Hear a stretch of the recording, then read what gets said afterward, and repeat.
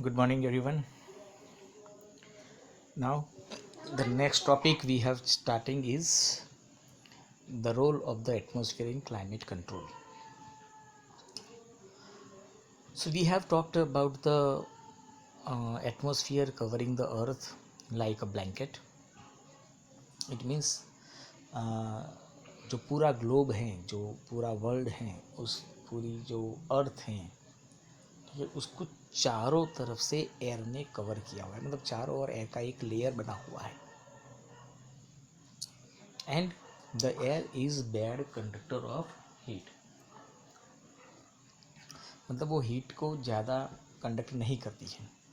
So the atmosphere keeps the average temperature of the earth fairly steady during the day, even during the course of the whole year. तो होता ये है कि atmosphere जो कि bad conductor of heat है, वो अर्थ के टेम्परेचर को ज़्यादा इंक्रीज या डिक्रीज नहीं होने देता है.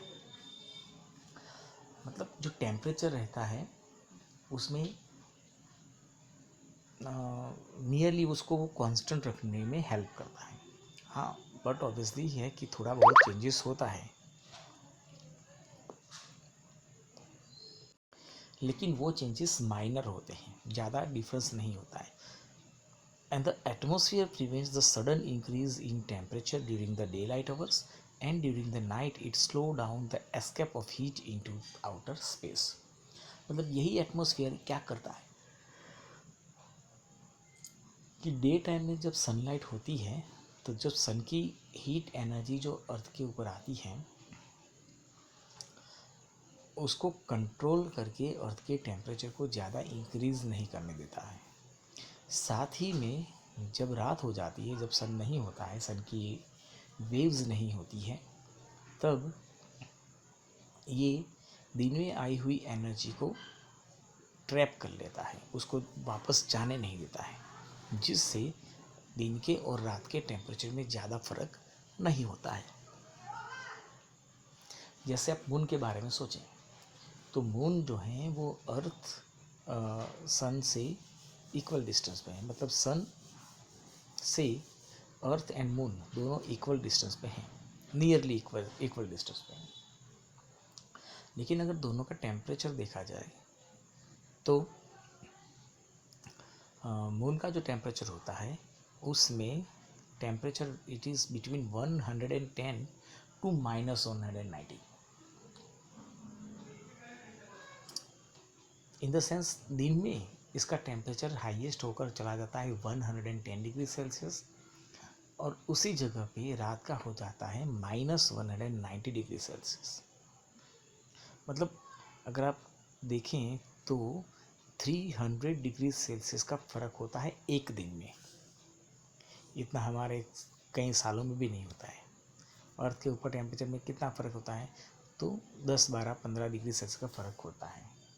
दिन का अगर 35 है तो रात का 25, 22 के आसपास में होता है. फ़र्क पड़ता है, लेकिन 10, 12, 15 डिग्री सेल्सियस का फ़र्क होता है. जबकि यहाँ पर आपने जैसे मून में देखा तो बहुत बड़ा फ़र्क है. उसका रीज़न ये है कि मून के ऊपर एटमॉस्फेयर ना के बराबर है, नेग्लिजिबल है, मतलब कि जितना अर्थ पे है उसका कुछ 1% जितना वहाँ पर है.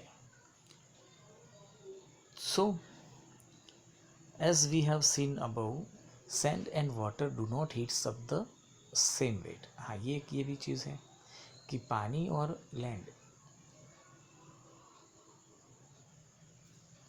दोनों एक साथ गर्म नहीं होते हैं, जिसकी वजह से विंड का फॉर्मेशन होता है, जो अब हम नेक्स्ट टॉपिक देखेंगे. सो winds, it is the moving air, nothing else but it is moving air. So the movement of air causes winds.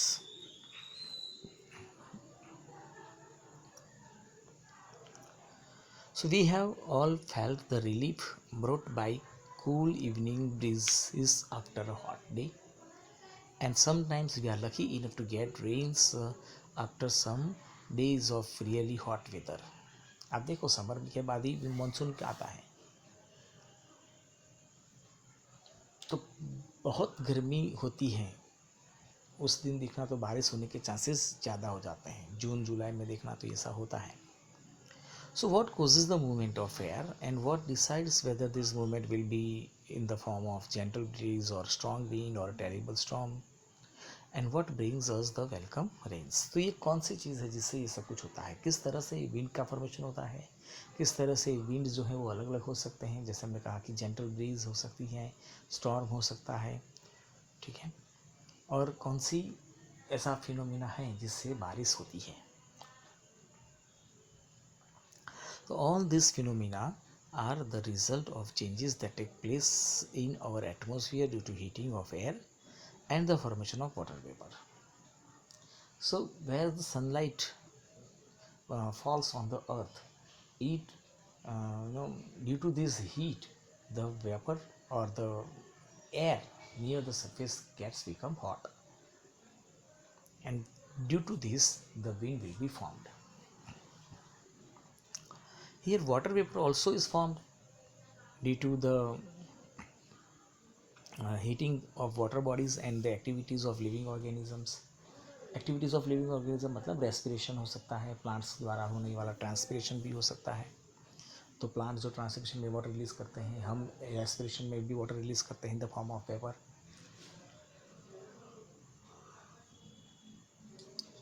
ये सारी वेपर जो है वो एटमॉस्फेयर में ऐड होती है. And the atmosphere can be heated from below by the radiation that is reflected back और radiated by the land और द वाटर बॉडीज. तो जो सन के रेज जो हैं वो अर्थ के ऊपर आए हैं, वो अर्थ की सरफेस पे स्ट्राइक होकर जब वापस जाते हैं, एट दैट टाइम वो अर्थ को नीचे से गर्म करते हैं. सेकंड थिंग, रेडिएटेड मतलब जो अर्थ को गर्म किया तो अर्थ भी कुछ रेडिएशंस को रिलीज करता है, तो वो भी हो सकता है, ठीक है. और ये सभी अर्थ के एटमॉस्फेयर को नीचे से गर्म करते हैं. On being heated convection currents are set up in the air. और जैसे वो गर्म होता है कन्वेक्शन करंट सेट होगा.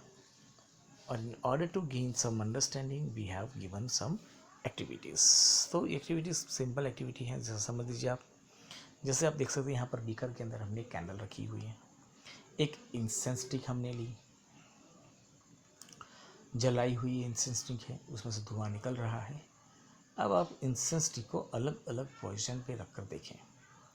जैसे हमने बिल्कुल उसको फ्लेम के ऊपर थोड़ा रखा हुआ है, तो आप देख रहे हैं कि धुआं सीधा ऊपर जा रहा है.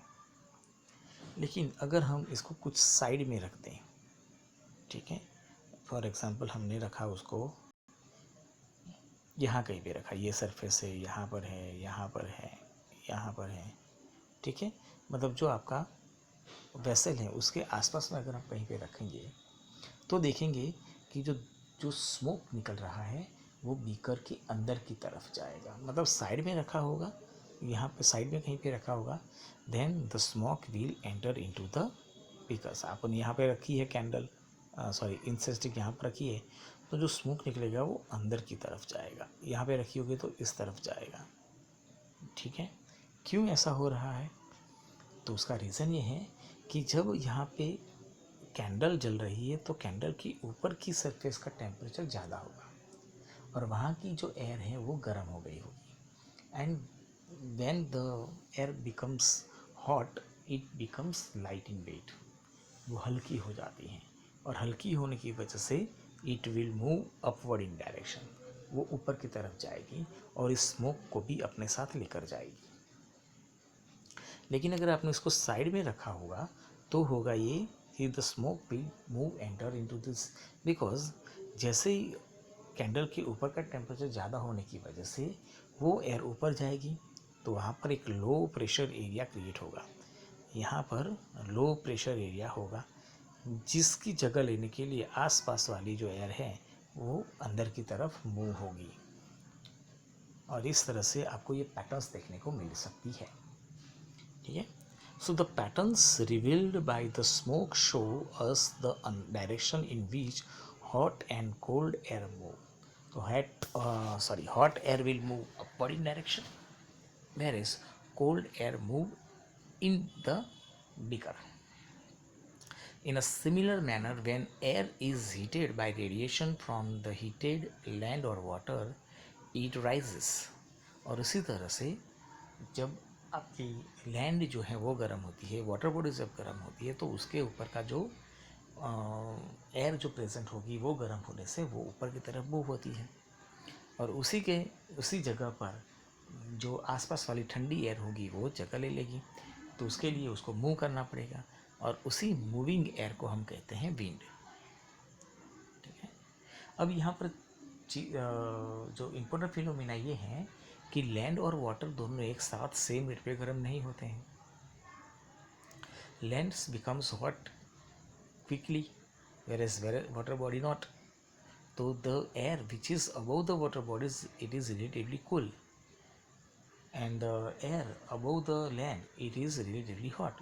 So this hot air moves upward and created low pressure area.